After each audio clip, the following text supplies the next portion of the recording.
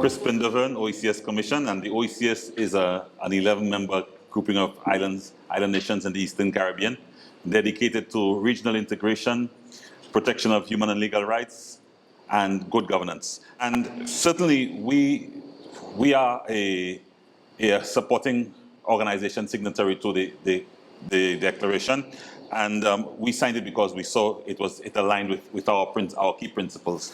And in the last 12 months, certainly, going back to 2022, the ministers of tourism, the 7th Council of Ministers mandated that we align our tourism and sustainable development and environment programs to better capture, to get that synergy between sustainable development and tourism, because tourism is the key industry or the key sector in most of our islands.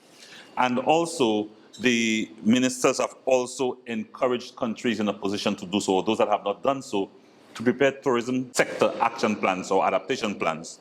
And they've also planned a joint meeting of ministers of environment and ministers of tourism in 2024. So these are some of the things that we've already achieved over the last year or so.